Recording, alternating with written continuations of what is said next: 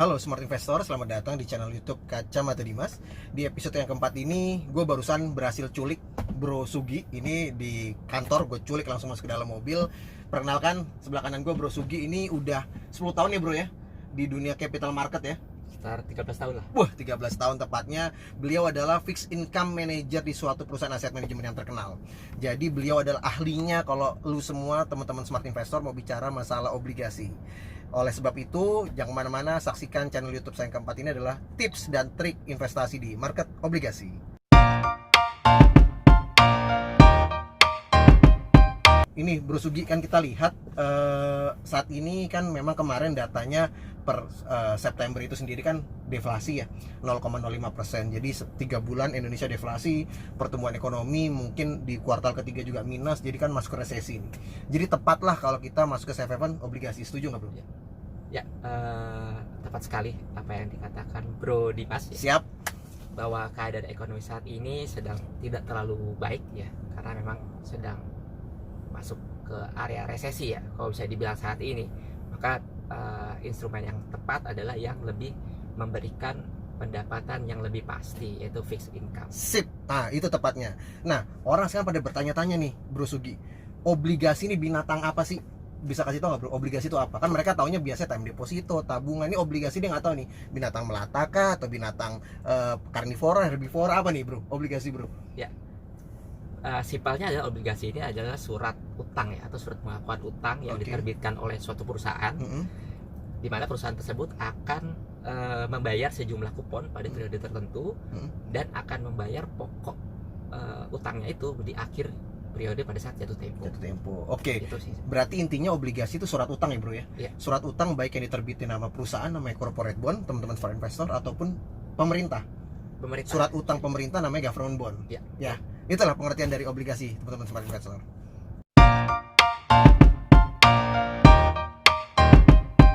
Smart investor, Bro Sugi ini banyak yang nanya. Tadi kita udah tahu nih, binatang obligasi adalah setara dengan surat utang, gitu ya, sama dengan surat utang obligasi pemerintah maupun perusahaan. Sekarang mereka bingung nih, obligasi ini gimana sih cara ngitung return obligasi? Kalau deposito kan jelas, bunganya sekian, dapatnya sekian. Obligasi ini gimana cara ngitung returnnya bro? Ya, kalau di obligasi itu dia pada awalnya biasanya sudah dicantumkan berapa tingkat kuponnya. Kupon ya? Hasilnya. Oke, Itu di awal penerbitan. Oke. Misalkan 6%, 7% atau 8% itu Yeah. sudah jelas dicantumkan di awal. Oke. Nah, ketika investor membeli di pasar perdana atau IPO, maka dia akan mendapatkan yield atau imbal hasil sebesar kuponnya. Karena dia akan mendapatkan di harga at par atau harganya 100. Harganya 100 pas awal ya. Berarti bisa dipastikan yang pertama kali pada saat dia beli suatu obligasi baik government maupun corporate udah ditentukan kupon awalnya nih. Betul. Misalkan kayak kemarin SR berapa bro? 013 atau 18 yang mana? 18 ya. SR 018 itu udah langsung kasih tahu nih kuponnya berapa itu?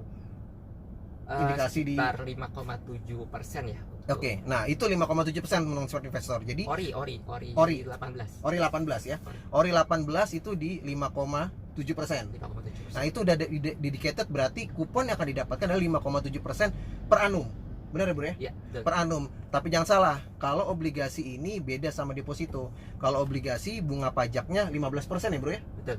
Kalau obligasi 15%, kalau deposito 20%. Nah, gitu. Jadi kalau deposito misalkan teman-teman smart investor dapat deposito time deposit bunganya 7%, akan dipotong pajak 20% dari 7% itu. Kalau obligasi misalkan tadi kuponnya dapatnya 6% atau 6,5%, nah dia akan dipotong pajak sebesar 15%. Betul. Gitu ya, Bro ya. Selain kupon ada dapat keuntungan apa lagi, Bro? Nah, obligasi ini karakteristik selain bisa dibeli di pasar perdana, itu bisa juga kita membelinya di pasar sekunder.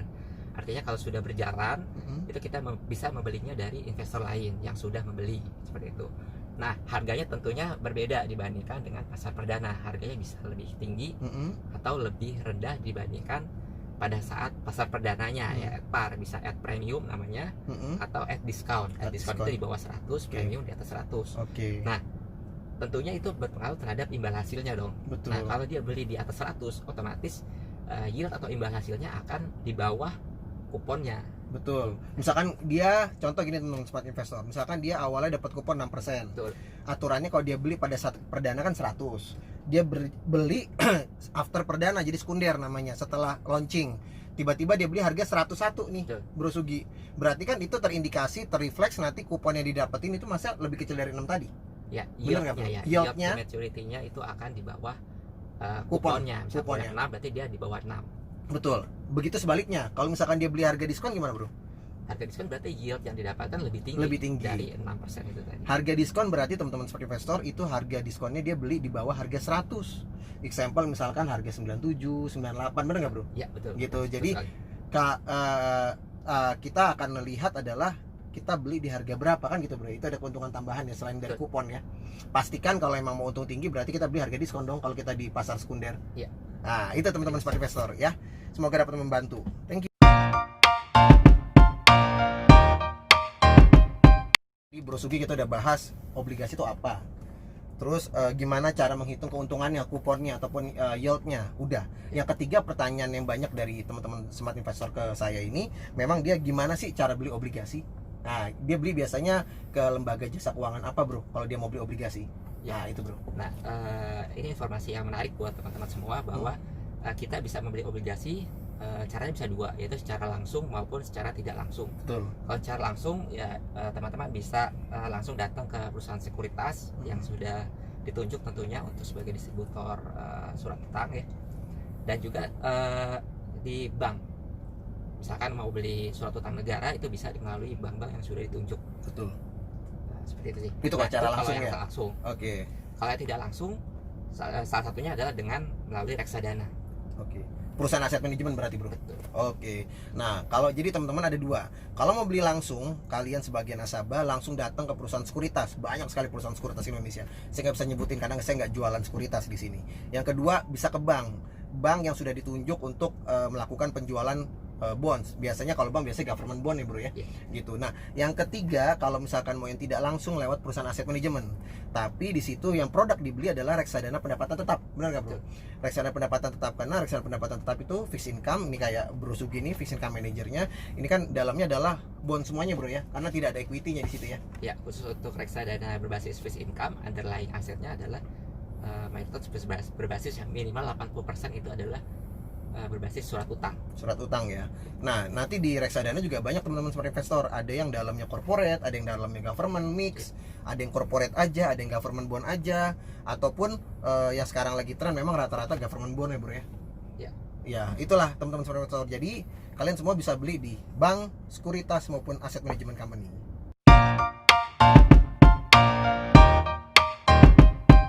Smart investor, ini kan pertanyaan yang keempat nih, Bro. Saat ini udah bulan Oktober, udah masuk Q4 2020. Potensi kan teman-teman smart investor pada nanya nih, potensi kalau dia mau investasi di obligasi di Q4 ini gimana sih, Bro?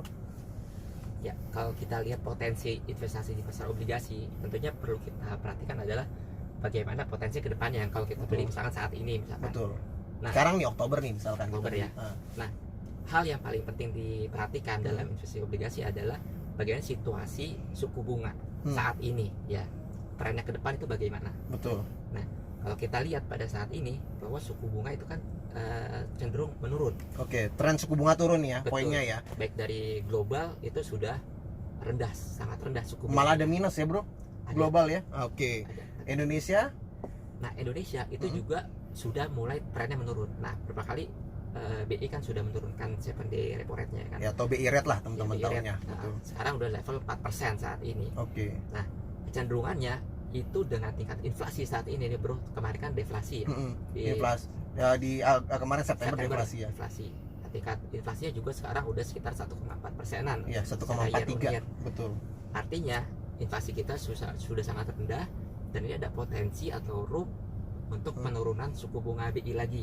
Oke. Dampaknya apa? Nah, ketika suku bunga turun, maka biasanya itu harga obligasi akan bergerak naik. Oke, berlaku kebalikannya gitu, Bro ya. Oke. Terus, Bro?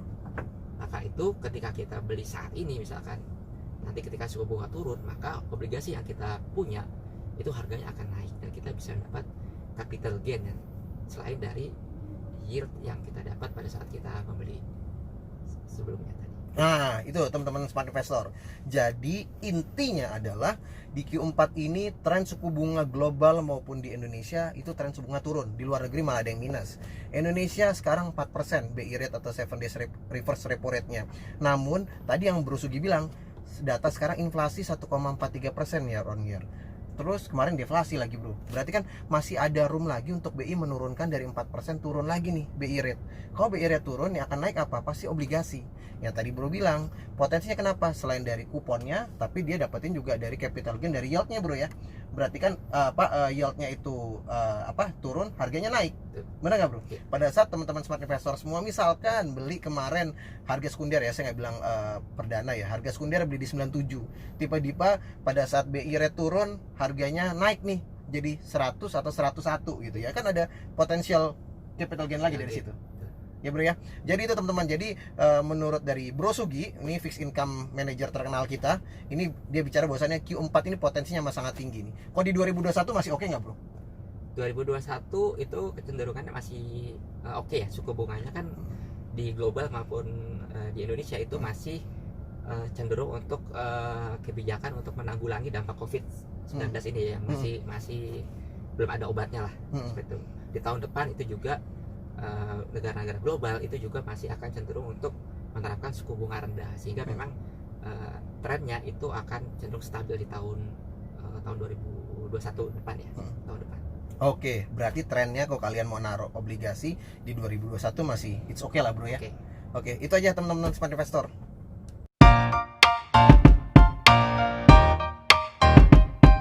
Pertanyaan pamungkas sesuai dengan judul kita YouTube di episode keempat ini.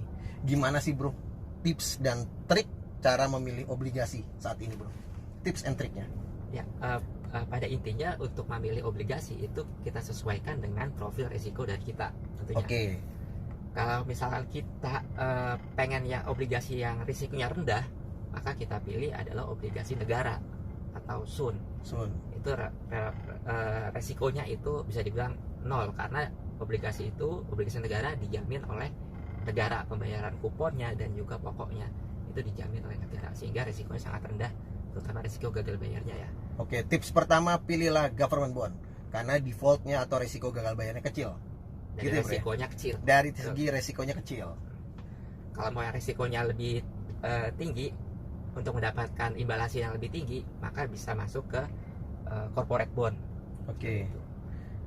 Oke, itu berarti kalau mau dapetin imbal hasil yang lebih tinggi, berarti tingkat resikonya juga tinggi. Betul. Gitu bro. Nah, kalau sekarang tips dan trik kita spesifik nih bro. Kalau gua mau beli yang resikonya rendah, government bond, tips sama triknya gimana bro? Kan banyak nih serinya nih. Ada yang konvensional, ada yang syariah, ada PBS, ada FR dan sebagainya. Ini mata uang rupiah nih bro ya. Kira-kira gimana tips dan triknya untuk milih government bond nih bro? Saat ini ya, Oktober inilah kurang lebih. Untuk pemilihannya itu juga disesuaikan dengan durasi yang diinginkan ya. Apakah kita butuhnya jangka pendek atau kita masih akan simpan dalam jangka panjang, maka itu kita pilih tenor-tenor yang sesuai dengan kebutuhan cash flow kita ke depannya, seperti itu. Nah, kalau misalkan kita pengen capital gain yang lebih besar, maka cocoknya kita beli yang durasinya yang agak lama, agak panjang. Panjang itu berarti di atas 10 bro ya? 10 tahun ke atas lah. 10 tahun ke atas, oke, nyokot. Nah, kalau foreign bro, investor asing nih, sekarang lebih minat beli yang seri berapa bro? Kita kan small fish nih, ikutin yang big fish aja gitu bro. Ya. Kalau dilihat dari data terakhir, memang investor asing itu masih banyakan yang 10 tahun ke atas ya, kepemilikannya. Apalagi kita Indonesia akan masuk benar-benar nih resesi ketok palu nih, secara bukan hanya teknikal aja. Berarti asing lebih dominan dia beli yang seri-seri panjang ya bro ya? Iya. Oke. Mayoritas masih yang 10 tahun ke atas. Berarti FR82 ke atas lah ya? Iya. Gitu ya kurang lebihnya. Nah, yang kedua bro, gimana tips sama triknya kalau kita milih corporate bond? Kan kita tahu nih, resiko defaultnya tinggi, apalagi di tengah pandemi COVID-19 ini yang berkepanjangan, dan juga resesi ekonomi yang terjadi secara global maupun lokal nih di Indonesia juga. Nah, gimana cara tips sama triknya kita pilih corporate bondnya minimal resiko untuk dia defaultnya kecil lah bro? Cara gimana kira-kira bro? Yang paling simple adalah kita lihat ratingnya ya. Nah, rating obligasinya bro ya? Betul. Yang dikeluarkan Pevindo. Ada beberapa lembaga rating juga sih. Ada Fitch. Ada Fitch juga ya. Nah, rating ini menggambarkan tingkat resikonya. Nah, kalau yang resikonya rendah itu ratingnya triple A. Ya, A-nya 3 kali. Nah, Kalau mau ngelihat pertama kali lihat rating obligasi corporate-nya. Ya. Pastikan dia ratingnya dari yang paling tinggi itu kurang lebih Pevindo triple A ya.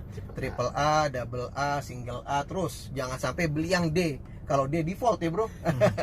Selain rating apa lagi bro? Kira-kira main bisnis perusahaannya bisa kelihatan nggak?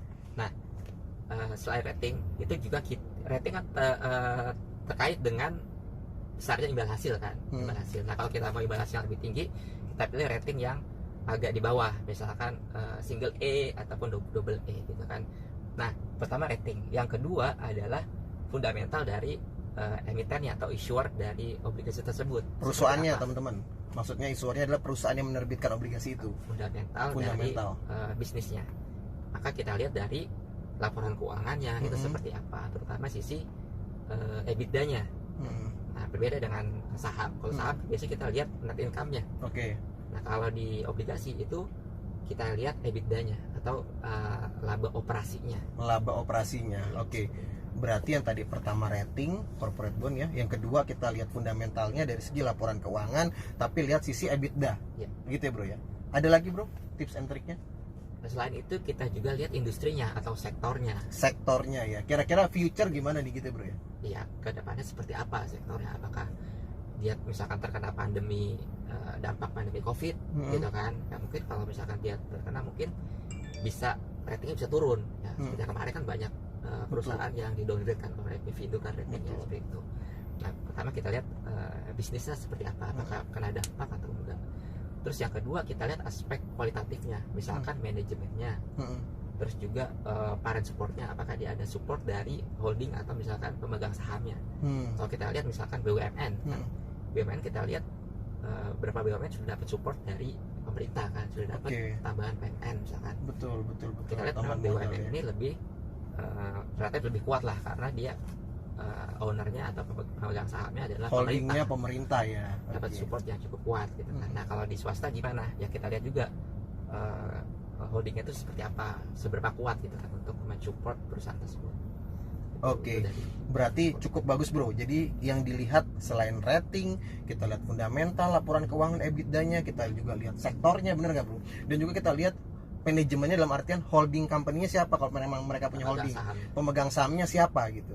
Kalau BUMN resikonya lebih rendah dibandingkan swasta gitu. Jadi 4 aspek itu teman-teman smart investor juga bisa lihat. Jadi pemilihan corporate bond nggak serta-merta kuponnya tinggi nggak lihat rating, tiba-tiba dapat kupon belum jatuh tempo default ya bro ya, gitu kan ya. Jadi memang harus hati-hati. Namun don't worry, bonds masih safe haven ya bro ya. Masih dalam salah satu instrumen safe haven lah ya untuk kondisi resesi kayak gini ya. Government bond ya khususnya. Ya, government bond ya, yang safe haven ya. Oke, itu jadi teman-teman smart investor di tips and trick di investasi di obligasi pada channel YouTube keempat ini. Kita udah bahas 5 pertanyaan yang masuk ke channel YouTube saya. Semoga hal ini dapat menjadikan salah satu referensi buat teman-teman investor semua untuk dapat berinvestasi di obligasi, tips dan triknya. Oleh sebab itu, thank you Bro Sugi. Sama-sama. Udah hadir di sini. Sukses selalu buat teman-teman smart investor semua. Jangan lupa saksikan channel YouTube saya yang ke-5 nantinya. Kemarin kita udah bahas bonds, nanti next yang ke-5 saya akan bahas tentang deposito, tips and trick deposito. Saya akan bahas juga tips and trick cara membeli saham bagaimana dan juga cara untuk membeli emas gimana. Jadi jangan kemana-mana teman-teman, dan tetap jaga kesehatan, stay healthy, dan juga jangan lupa subscribe channel YouTube Kacamata Dimas. Dan juga jangan lupa yang terakhir, selalu gunakan masker. Ya, oke. Akhir kata, see you, salam Kacamata Dimas. Thank you.